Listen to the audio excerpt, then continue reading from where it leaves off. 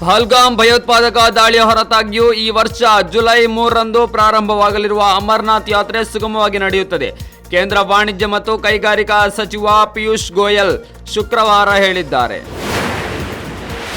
ಪಹಲ್ಗಾಮ್ ಭಯೋತ್ಪಾದನಾ ದಾಳಿ ಬಳಿಕ ಪಾಕಿಸ್ತಾನದ ಮೇಲೆ ರಾಜತಾಂತ್ರಿಕ ಒತ್ತಡ ಹೆಚ್ಚುತ್ತಿರುವ ಕೇಂದ್ರ ಸರ್ಕಾರ ಭಾರತದಿಂದ ನೆರೆಯ ರಾಷ್ಟ್ರಕ್ಕೆ ಒಂದು ಹನಿ ನೀರನ್ನು ಹರಿಸದಿರಲು ಪ್ರತಿಜ್ಞೆ ಮಾಡಿದೆ.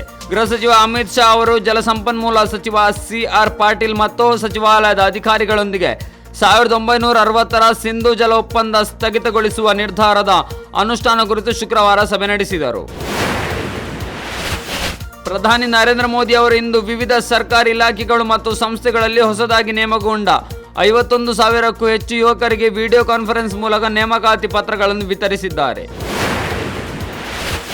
1000 ಸೆಕೆಂಡಿಗೂ ಹೆಚ್ಚು ಕಾಲ ಸ್ನ್ಯಾಪ್ಜೆಟ್ ಎಂಜಿನ್ನ ಯಶಸ್ವಿ ಭೂ ಪರೀಕ್ಷೆ ನಡೆಸುವ ಮೂಲಕ DRDO ಹೈಪರ್ಸಾನಿಕ್ ತಂತ್ರಜ್ಞಾನದಲ್ಲಿ ಮಹತ್ವದ ಮೈಲಿಗಲ್ಲು ಸಾಧಿಸಿದೆ. ಪಾಕಿಸ್ತಾನ ಬೆಂಬಲಿತ ಖಲಿಸ್ತಾನಿ ಕಾರ್ಯಕರ್ತರಿಂದ ಗಡಿಯಾಚೆಗಿನ ಶಸ್ತ್ರಾಸ್ತ್ರ ಮತ್ತು ಮಾದಕ ವಸ್ತು ಕಳ್ಳಸಾಗಣೆ ಪ್ರಕರಣಕ್ಕೆ ಸಂಬಂಧಿಸಿದಂತೆ ರಾಷ್ಟ್ರೀಯ ತನಿಖಾ ಸಂಸ್ಥೆ ಪಂಜಾಬ್, ಜಮ್ಮು ಕಾಶ್ಮೀರ ಮತ್ತು ದೇಶಾದ್ಯಂತ ಇತರ ರಾಜ್ಯಗಳಲ್ಲಿ ವ್ಯಾಪಕ ಶೋಧ ನಡೆಸಿದೆ. ನಿನ್ನೆ 18 ಸ್ಥಳಗಳಲ್ಲಿ ನಡೆಸಿದ ಶೋಧದ ಸಂದರ್ಭ ಸಂಸ್ಥೆಯು ಹಲವಾರು ಇಲೆಕ್ಟ್ರಾನಿಕ್ ಸಾಧನಗಳು ಮತ್ತು ಇತರ ಅಪರಾಧಿ ವಸ್ತುಗಳನ್ನು ವಶಪಡಿಸಿಕೊಂಡಿದೆ. ಜಮ್ಮು ಮತ್ತು ಕಾಶ್ಮೀರದ ಪಹಲ್ಗಾಮ್ನಲ್ಲಿ ನಡೆದ ಭಯೋತ್ಪಾದಕ ದಾಳಿಯನ್ನು ವಿಶ್ವಸಂಸ್ಥೆಯ ಭದ್ರತಾ ಮಂಡಳಿ ತೀವ್ರವಾಗಿ ಖಂಡಿಸಿದ್ದು, ಭಯೋತ್ಪಾದನೆ ನಿರ್ಮೂಲನೆಗೆ ಎಲ್ಲಾ ರಾಷ್ಟ್ರಗಳು ಒಗ್ಗೂಡಿ ಹೋರಾಡುವಂತೆ ಕರೆ ನೀಡಿದೆ. ಈ ಬಗ್ಗೆ ವಿಶ್ವಸಂಸ್ಥೆ ಭದ್ರತಾ ಮಂಡಳಿ ಮಾಧ್ಯಮ ಪ್ರಕಟಣೆ ಹೊರಡಿಸಿದ್ದು, ಕಾಶ್ಮೀರದಲ್ಲಿ ಪ್ರವಾಸಿಗರನ್ನು ಹತ್ಯೆ ಮಾಡಿದ್ದು ಅಮಾನವೀಯ ಕೃತ್ಯ, ಮುಗ್ಧ ಜನರನ್ನು ಕೊಂದಿರುವ ಉಗ್ರರ ವಿರುದ್ಧ ಕಠಿಣ ಕ್ರಮ ಕೈಗೊಳ್ಳಬೇಕು ಎಂದು ಆಗ್ರಹಿಸಿದೆ. ಜಮ್ಮು ಮತ್ತು ಕಾಶ್ಮೀರದ ಗಡಿ ನಿಯಂತ್ರಣ ರೇಖೆಯ ಉದ್ದಕ್ಕೂ ಕೆಲವೆಡೆ ಪಾಕಿಸ್ತಾನ ಸೇನೆ ಅಪ್ರಚೋದಿತ ಗುಂಡಿನ ದಾಳಿ ನಡೆಸಿದ್ದು, ಇದಕ್ಕೆ ಭಾರತೀಯ ಸೇನೆ ತಕ್ಕ ಪ್ರತಿಕ್ರಿಯೆ ನೀಡಿದೆ ಎಂದು ಸೇನಾ ಮೂಲಗಳು ತಿಳಿಸಿದೆ.